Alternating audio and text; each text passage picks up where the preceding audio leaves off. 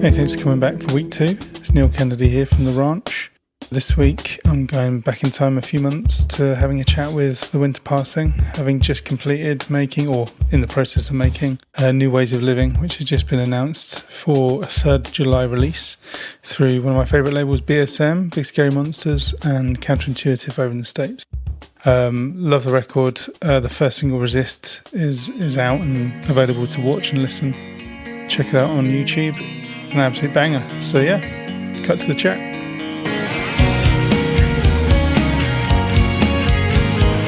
I'm here, Neil Kennedy, here with The Winter Passing from all over. All over. I didn't want to say Ireland because it's not just Ireland, is it? Is it all Ireland? Yeah. Oh, from Ireland then. Okay. Yeah. Yes, get political. I mean, from the place that doesn't get a say in anything. That's you. Belfast is in Ireland. I'm saying it right now. If anyone has a problem, what's your Dublin? Jesus. Yeah. Wow. So just kicking off straight away with some sectarian issues. The format is I ask you guys a question. And we get to know a little bit about each other, a little bit about the band. So who wants to go first? Shall I go first or do you guys want to go first? You go first. You go first. Yeah.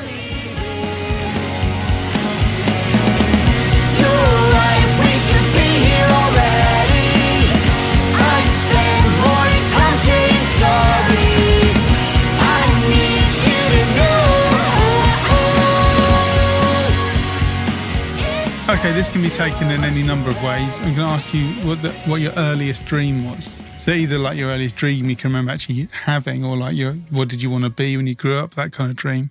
Take it however you want. I'll go first with my earliest actual dream that I had. Mm-hmm. Yeah. Are we talking about like while I'm sleeping having a dream? Yeah. I remember being in my kitchen making a cup of tea, looking to the window and just seeing like a man out in the backyard.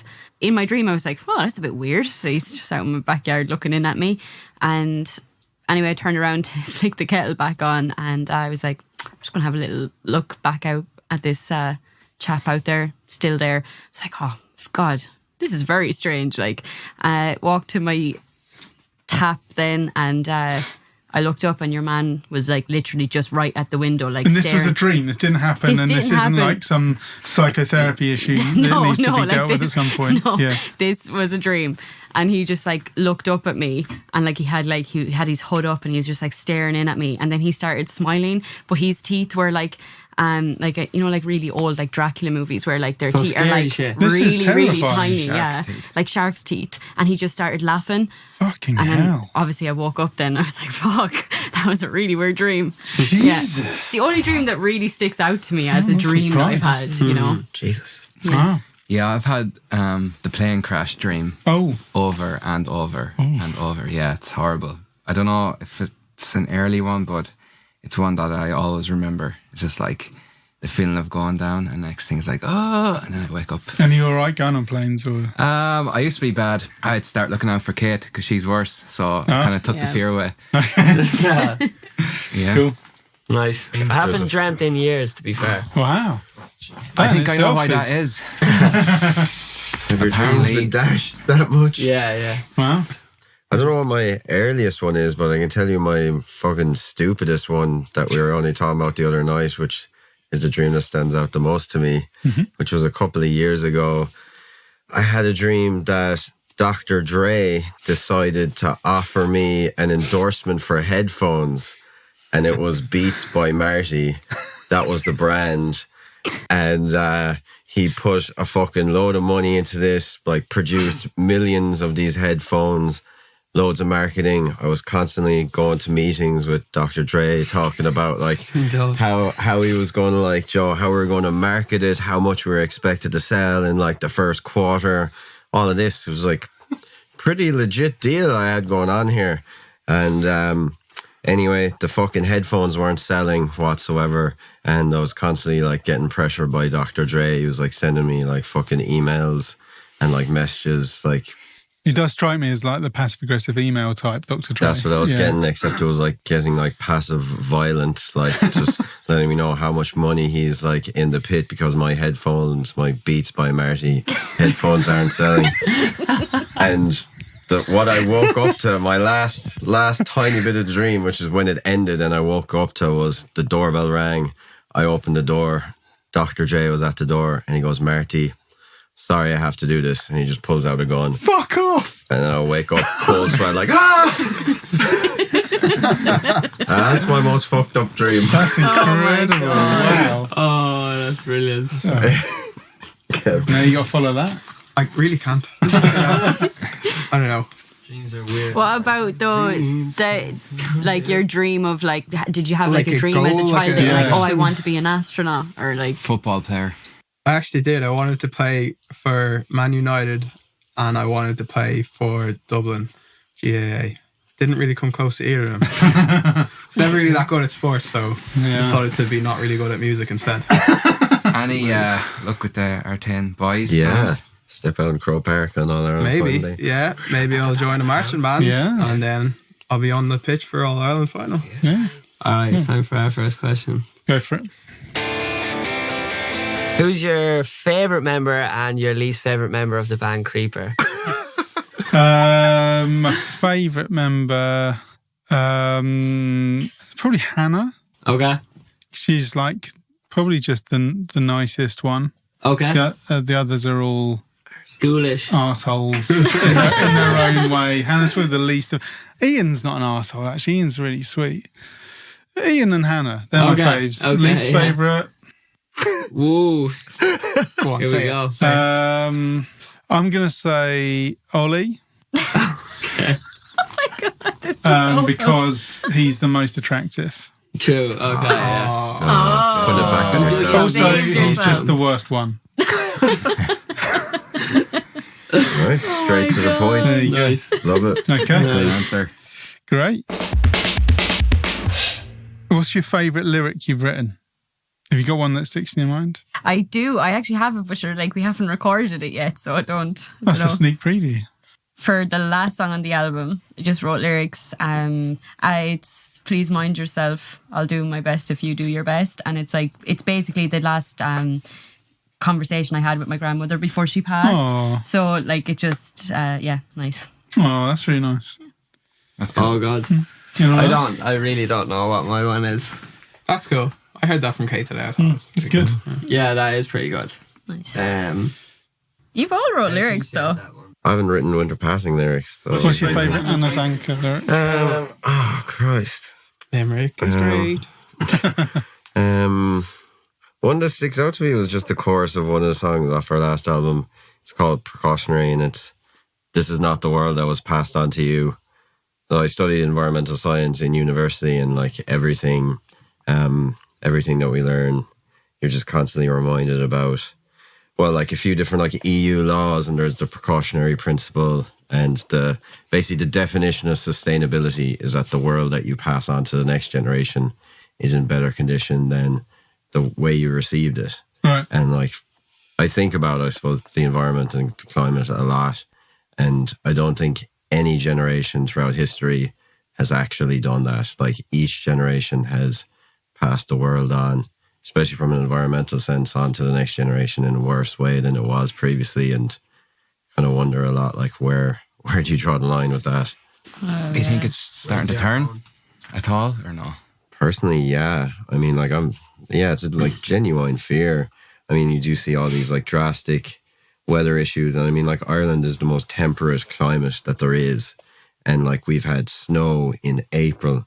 I couldn't really remember snow from like my childhood whatsoever. In the last like 2 years, we've had snow like 3 times.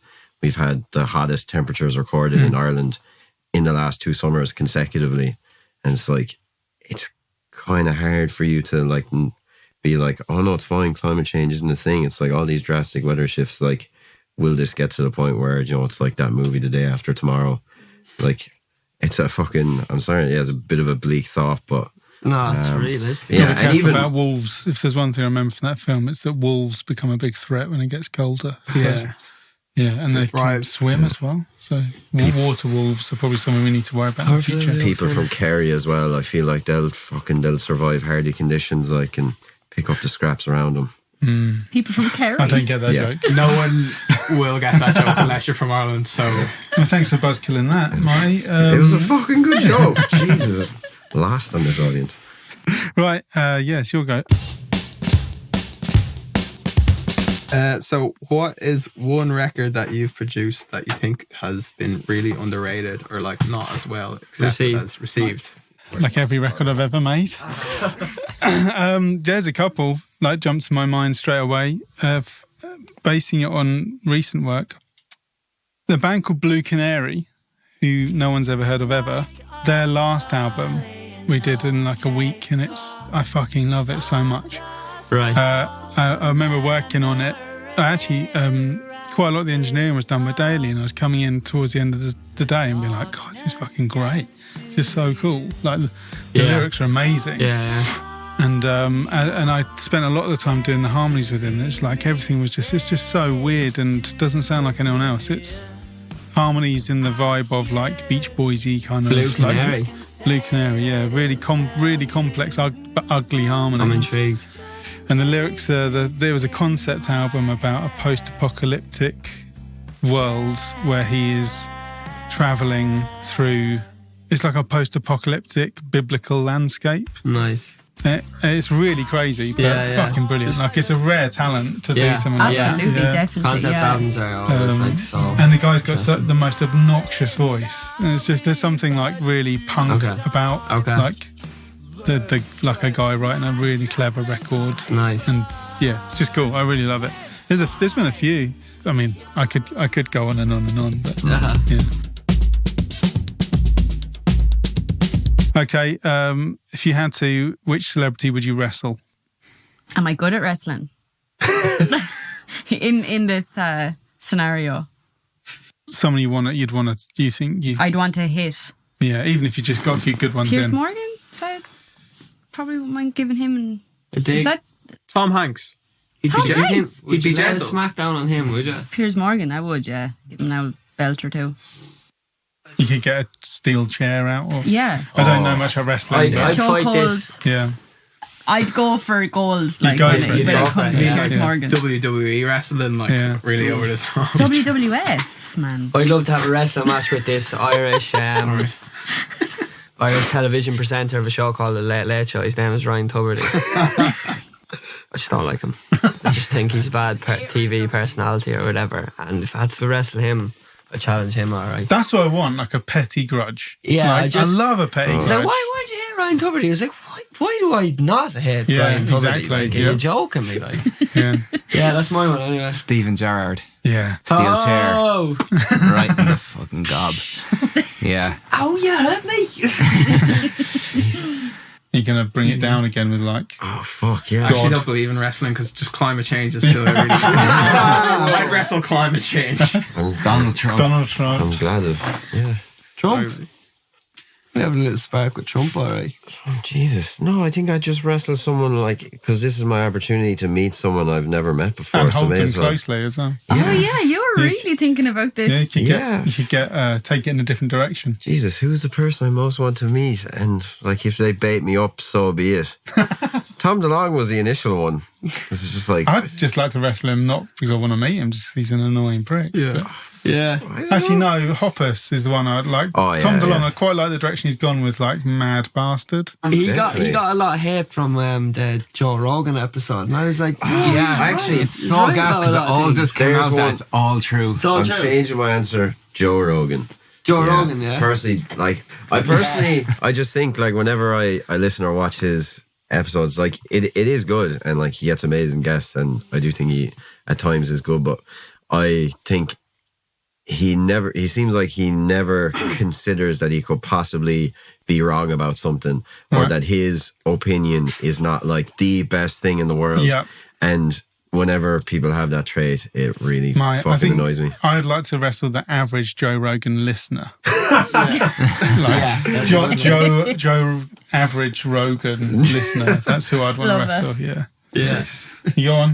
Yeah, oh my god, This is horrible. again. If you No, who are you wrestling? Oh, you said he's I wrestling said climate Tom change. Oh, you say Tom Oh. Hanks, didn't you? because Shit, I yeah, think yeah. he'd just go easy on you. It'd be like a child wrestling as that. But they might get really, like... That's a bit weird. Imagine if that's the point where Hanks snapped. Hanks, and suddenly you're in some kind of like. Well, then all the more reason to do it. That would be on the news. That's funny. Tom Hanks gets mad. Pulls out the Woody. Yeah. Jesus. Oh God, I went. Sorry. What's happening? Toy Story. Oh, Woody. Oh my God. Moving on. So there are our questions. Yeah. Right. We're sure. Here we go. What do you think each one of these slang words mean, Neil? Okay. Number 1, gowl. Fuck me. Spelled G-O-W-L. Gowl. Like, would you look at that? Would you gowl at that? No. Okay. No. Good educated guess, though, I suppose. It's you describe Should we it. put it in context? for me, I'd say it's like a I bit don't of a even know what it means. a bit of a gobshite. Yeah. Yeah. Okay. Fucking easy, Yeah. yeah. Oh, An gowl. Egypt, like. Described the slang with 2 slang words there. An idiot, man. But kind of a lovable idiot, I suppose. It depends on what way you say it. The second word is shift or the shift.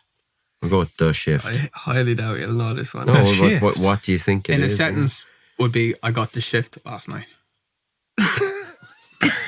This is a test of how dirty my mind is. Yeah. Keep it PG-13. I don't know, you got dumped? You got, I'm trying to think, non-sexual. Go on, Marty. Go on. French kissed. Oh, okay, so it was. French kiss, yeah. A Basic. snog. It's Snog, the Irish okay. word for Yeah, snog. yeah. What? Where did that come from? I don't know.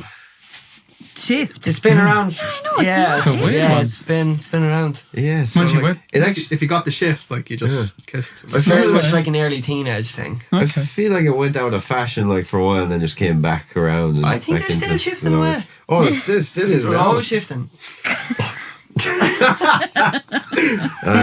Number 3 and the last one, langer. Oh, I feel like I've heard langer. Two answers to this question technically. I feel like it's a great word for an erection. Yeah, or penis. Yeah. I'm gonna start using it in that context from now on. The other answer we would have accepted was a person from Cork. And I'm not sure why, but Cork people are happy with that. Like they It's like they call themselves the langers. scummers and people from Portsmouth call us scummers and we call them skates. And it's But are you happy with that? okay, that yeah. where being- they generally, no one generally seems to mind. Oh, in a way. yeah. I Yeah. mean, Cool. Yeah. Just like Yeah. Same street slang kind of thing. same or whatever, vibe. Yeah. I've probably got that horribly wrong. It's like mortally offensive to call someone. What's the last piece of art you saw that affected you? Or not just piece of art, music, film, painting, photo. I went to an exhibition in the Royal Gallery in Dublin on the Bauhaus movement, cool. which was really interesting. Couldn't tell you the name of anyone involved. I think Van der Mees was like one of the guys, but I ended up buying the book at the end of it. It was really cool. Their whole thing is like the practicality over like the design, I suppose. And yeah, I just thought it was really cool. Right? Not much of an opinion on it, but yeah. There's this photographer from Limerick called Greg Dillon, and we actually with Anna's Anchor used one of his pictures for the cover of our last album, but he did this kind of like series of photos in the early 90s in this housing estate in Limerick that's called South Hill, which is like very much a like heavily council housed area and like very marginalised. Has had a lot of social issues and like has had like a terrible rep. The way it was built and laid out was like, I suppose, really set up for all the social issues that were to come, and it developed this terrible reputation. But he took a bunch of pictures in there in the early 90s, and all the people in the pictures just have all these amazing facial expressions, and it really puts like a fantastic kind of human element to an area that Joe had such a bad rep, and all the pictures are incredible. So yeah, Greg Dillon. Brilliant. For me, the last piece of art that like moved me or whatever is like a physical thing or whatever, but I moved house at the start of the summer to a new part of the city in Dublin and cycled up and down this one road every single day. And I remember being in the headspace one day and kind of like came in off the bike off the road for a second and looked up like literally on a wall with writing that said, "Don't be afraid," in huge writing. And it was just really important to kind of hit at the right time for me, and it really moved me. And I was like, that's the first time that like it just was in the right place at the right time. And a lot of people in Dublin like commissioned to get writing taken off the walls and the art taken off the walls. Dublin City Council being pricks or whatever, but that'll always be important to me. So I'll speak from our point of view, and that's only like this summer. So yeah, Great. Love that. Me?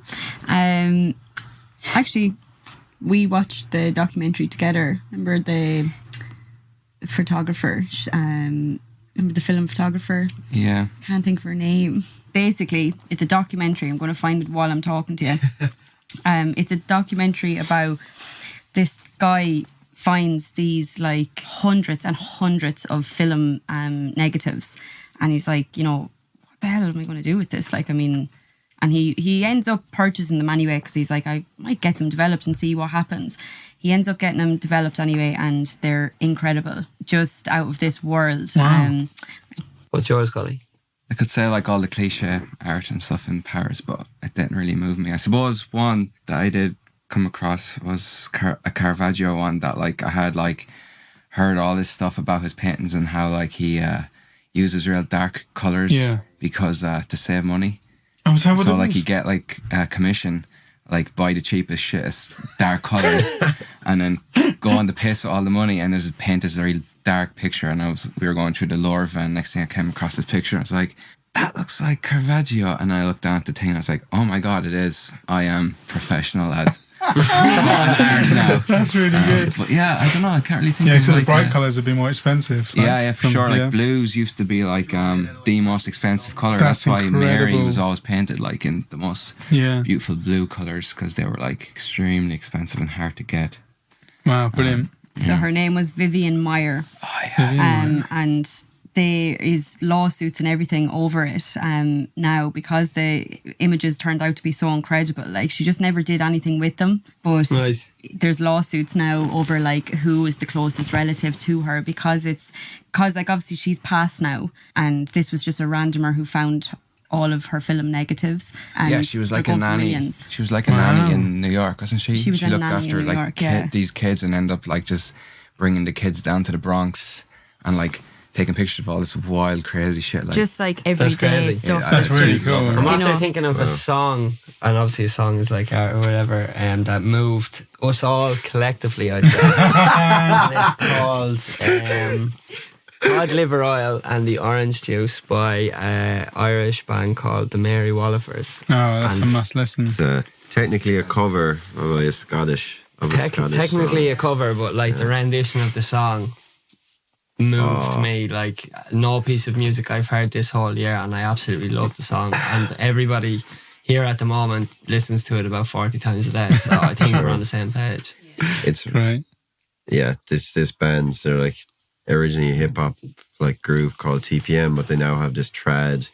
Like the Mary Wallifers, they go away and they try and find really old folk songs that aren't, you know, really well known or anything. One example was they were saying that like they wanted to have a song that would resonate in relation to housing crisis in Ireland at the moment. Right. So they went away and found this like folk ballad from like hundreds of years ago that is in relation to like landlords and land ownership in Ireland. Right. And like they're trying to relate modern issues but with, you know, old music. That sounds really cool. And I think like Junior Brother is another Irish artist who's kind of like trad-ish, is doing the same thing, and it's for me like a new discovery now, because I'm like, wow, I love this because it actually does resonate with me, whereas like all the fucking old fella shite was not doing it. I don't know if you find that. I absolutely love the Wolf Tones and the Dubliners. I listen to them as much as I listen to fucking Jimmy Eat World these days. Getting old. Alright, you'll go. If you could record any band in the world other than Winter Passing, which obviously you're taking off the bucket list, thankfully, who would you choose? I think my concern would be that I'd do a worse job than stuff they've done before. Yeah. Like if I did like Nine Inch Nails are probably my favourite artist. Yeah. But, I mean, I'd fuck that right up. Yeah, like, I you'd wouldn't be too nervous or something. No, I just wouldn't. Like, it'd end up being like a pop rock record or something. That's hilarious. In my wheelhouse, I think I could do a good job of would probably be maybe something like Pup. Oh, yeah. That'd be sick. I think I think that'd be really fun. I'd love if you recorded. Yeah, me too. It'd be so Yeah, or like sick. Speedy Ortiz. Yeah, they're a good band too. I like them. I think I'd do a good job with Speedy. Just those two. That's it. No more bands. I mean, Nice. I would have loved to have done. I think Soundgarden is a band I could get. That'd be obviously I think cool. Yeah, problematic nowadays. Yeah, true. Getting them all together. Imagine Soundgarden up in our little loft up there. Oh, God. Okay, so who's the worst member in the band? Just the worst person. Oh my God. And why? Do we each get an answer? Or do we have to come to a fucking conclusion between the lot of I'd us? say like Normally if we were to all just come to a gravitate towards conclusion, one person. if we were all used to to come to a have a conclusion, worst it'd probably be person. myself. Yeah, probably. To be fair, like, Rob. it is me. Rob. Oh, The boy. most annoying person in the band. And I wouldn't say you're annoying at all. The worst person in the band. I It mean, has to be me. Because I'm the best as well. I think Kate described you the best one time. I think you said to Kate that you're like Michael in The Office, in the US office, like, Joe. Everyone should hate you, but we can't. Yeah, the You know what I fucking mean? Yeah. shite you be going on with is like, would drive most people to drink, but for whatever reason, it's like, it's done in such a lovable way, it's hilarious. Yeah, Like, exactly. Hello, freakies.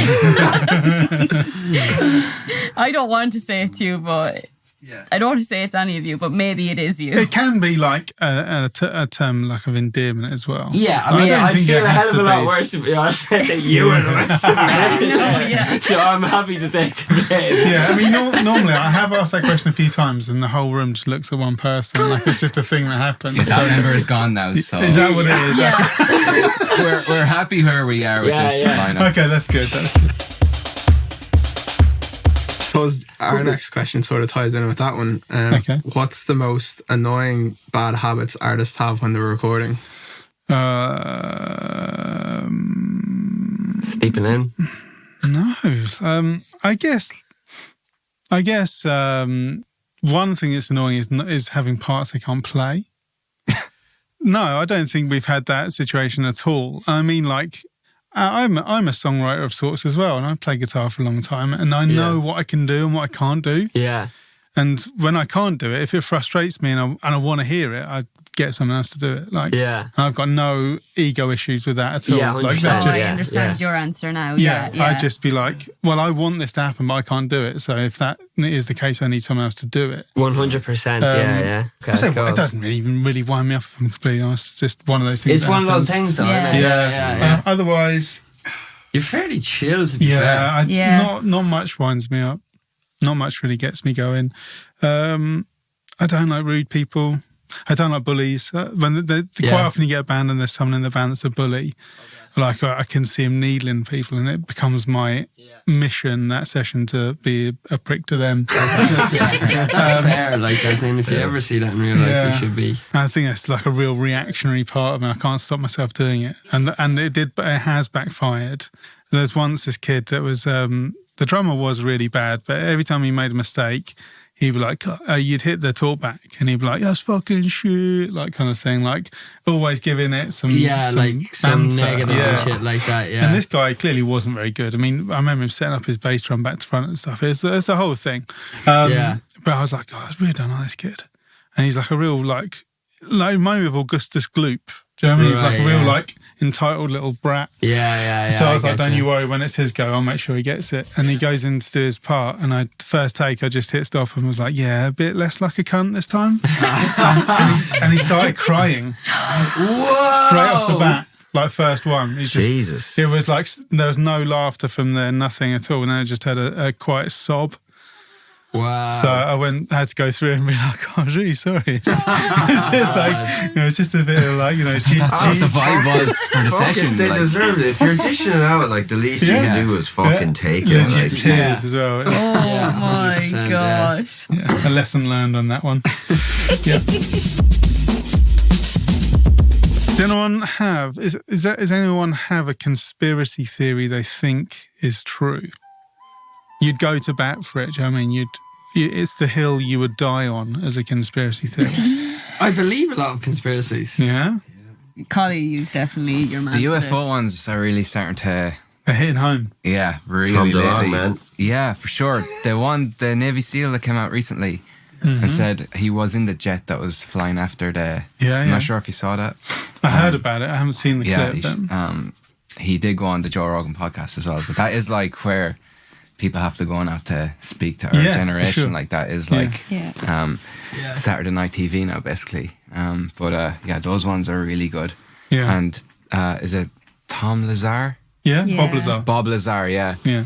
The stuff that he's after coming out as well. He could be nuts though. Well, the have you watched the documentary? Yeah. I didn't really like the documentary because the direction was just like even way all up. the weird fucking Yeah. alien sounds But and all that. he hasn't changed his like one word of his thing Yeah, in it like didn't 30 alter. years, Yeah. which does make you go like, And even some of the stuff that like people said, no, that's not real.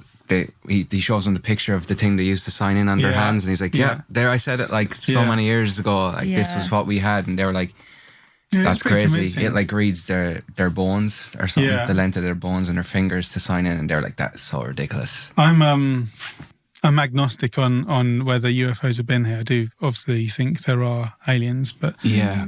he's come up once already. But Creeper Will is like a massive UFO nut. So Right. I love going down the rabbit hole with him because he does say some ridiculous things like they're fact.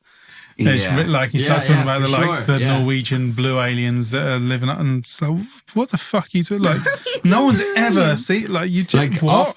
Off the get go for myself. Like I believe that almost every government in the world hide stuff from society inside their country.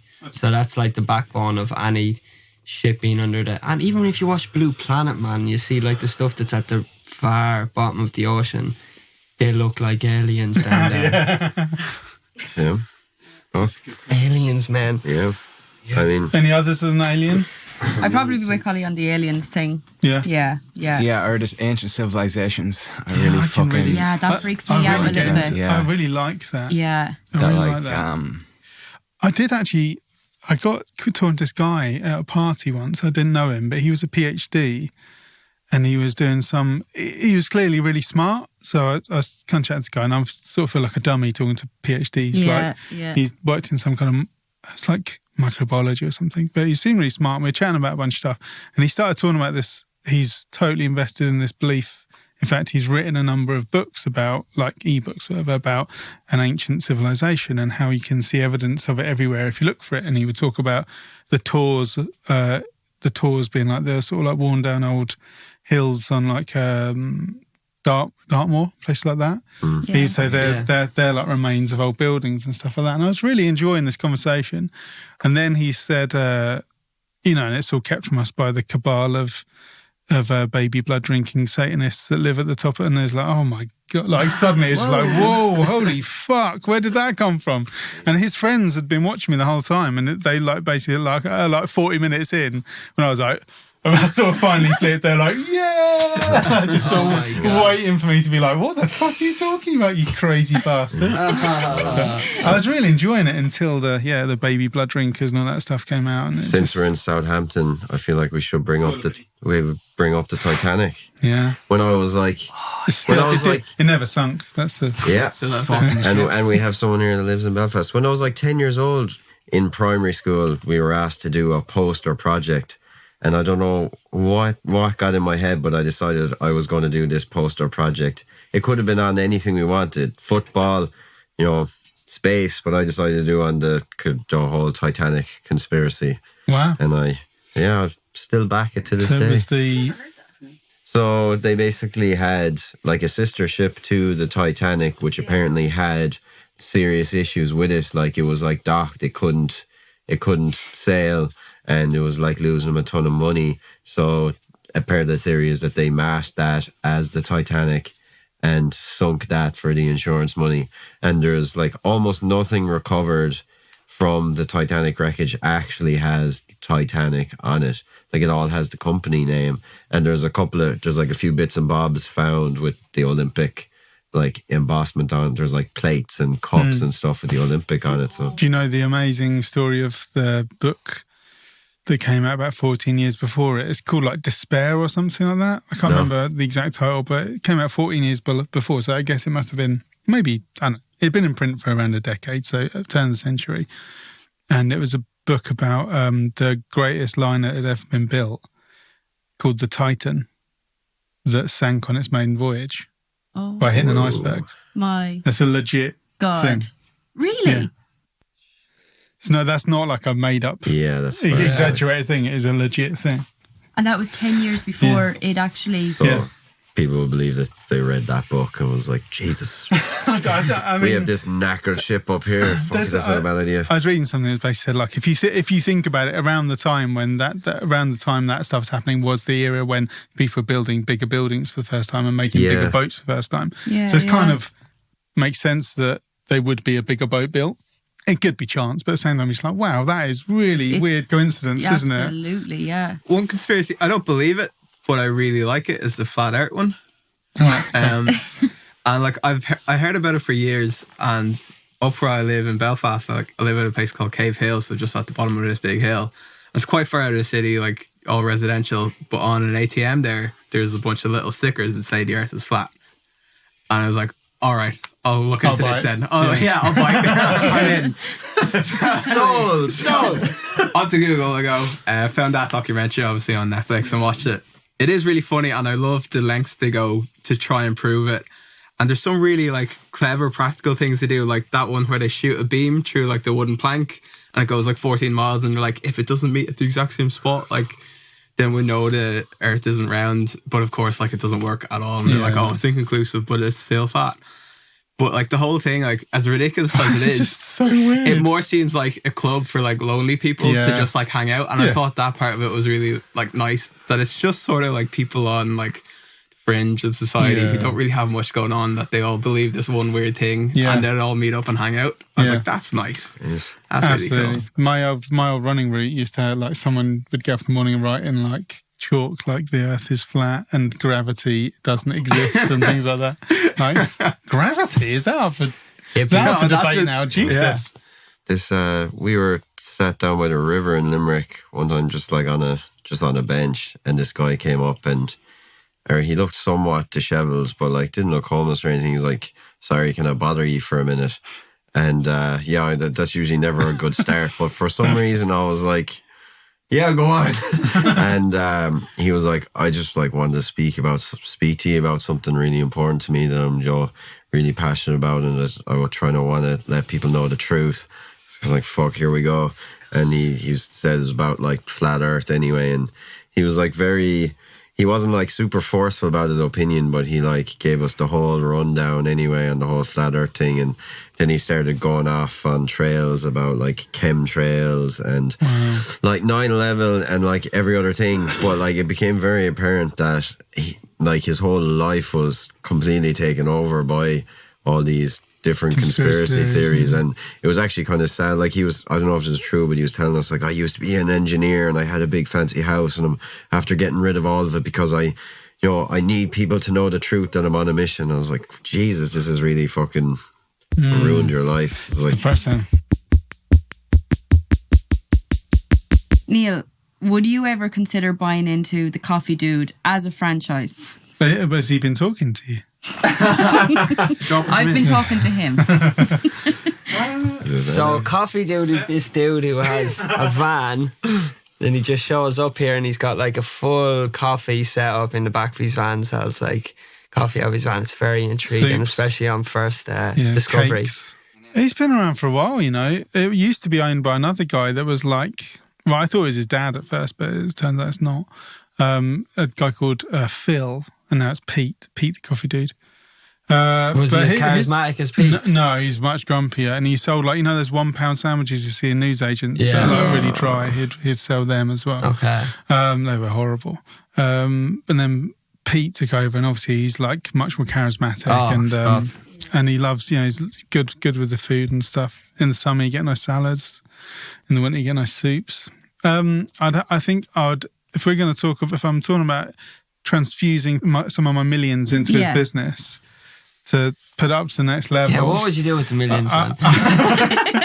I think I'd have some ideas I would like to bring to that. I'd like a mobile cocktail rig, if anything. Yeah. Wow. I think that would be good. Woo-woo's for the weekend. Yeah, exactly. Woo is on the go. So he does the morning run with the coffee and then the evening run for the cocktails. Yeah, that'd be very good. That is a great idea. You'd be Comes back making in, like waves with like, you know, Will you like bounce? Joe website and stuff. Yeah. And maybe like This Southampton Coffee Collective he are could, making real waves. you know, like people like things of an evening and he could distribute them as well. Yeah, there you go. Yeah. You know, crisps and snacks. Yeah, we're just And other love for, party favours and things like that. I love it. love appreciation for coffee. I'm buying this into week. it. Yeah. So anyway, my people will talk to his people and we'll go from there.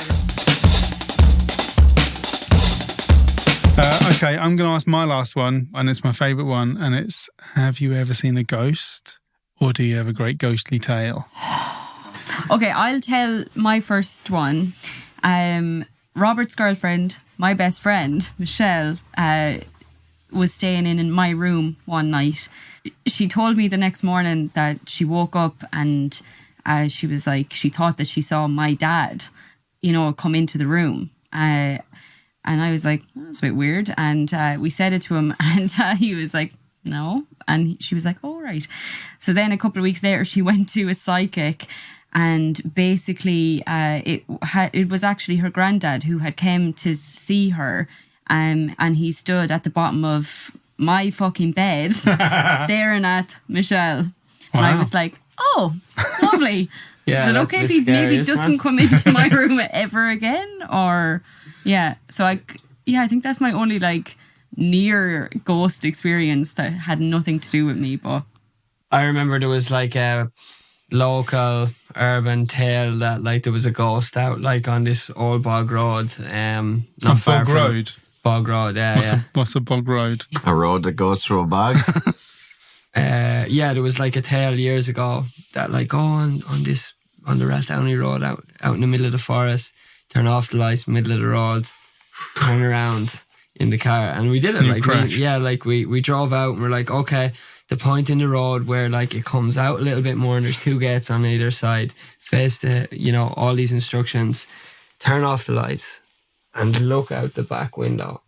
And I swear to God, the way that like the trees or whatever meets like really makes it look like a ghost. Really makes it look like it's like a ghost. The trees are like this going up the road, and then when you turn around, it looks like there's a green person standing at the end of the. Wow, that's at the really end of the lane, cool. like, oh my god! And then your eyes start playing tricks as if it's kind of like coming down. And the then road. I've had friends who are like literally go the camera, like, no, go, or whatever, like really scared. It's intense. I love that shit. That's like the is it in the Edinburgh?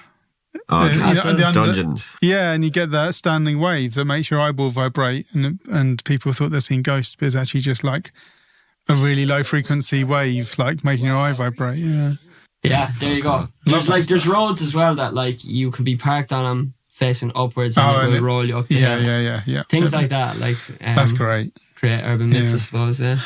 There's this one like mansion house near enough to where I grew up. And it's like this old, basically abandoned, giant mansion. I don't know, maybe it's from like Victorian times. It's definitely like a really like British style, like manor. And it's got like the Roman columns up the front of it. It's got like 5 of them. But it's like just abandoned on someone's farmland. And when we were young fellas getting up to mischief, we used to like go up there. And like there even was like a tomb out the back, like that we'd like been inside and everything. Wow. But this mansion has loads of tunnels underneath it, and the kind of local myth, at least that like my parents had like said, these tunnels go from that mansion all the way into the city, and there's about 4 or 5 different tunnels underneath there, and like we've been like fucking arsing about in them, like never went too far out of fear that we get lost in there. It's like completely dark. But there was one day we were like, oh, we go up to the tunnels there and go see how far we can go down. We're like, fuck, we go on. This was like, I don't know, like 12 or 13 or something. And we like got about maybe not very far, like 5 yards into the tunnel, and there was a baseball bat in there. And like, oh my God. That really freaked us out because, I mean, like a baseball bat is not something you come across in Ireland at all. Yeah. And, like, if that was America, you'd be like, oh, someone who's fucking There's up to no already been good. kids down here. Left kind it of thing. about or something. Yeah. Just the fact that it was a baseball bat. Yeah. And then we just sort of like started like imagining because this was at night time, like and we just started hearing shit and just like legged it out of this place, like ran all the way back. So scary. I wonder what happened. I wonder who won that No baseball idea. I bat. Like, think about it. That's intriguing. It's pretty creepy. Yeah.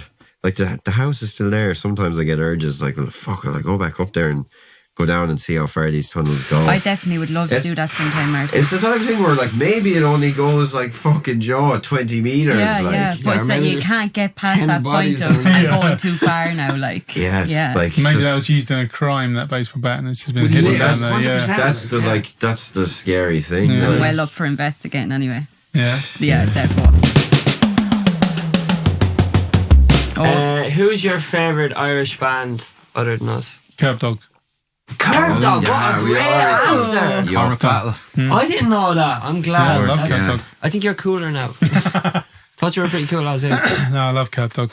Big fan. Nice. Got Very cool. it all. Don't know Wilt though. Terrible. Yeah. I actually did like. Did you? Well, yeah. Nah, wasn't for me. Me and Marty and Kate were driving home from one of our shows and got into a mad old Irish band conversation and throwing on all the Curb Dog and Wilt.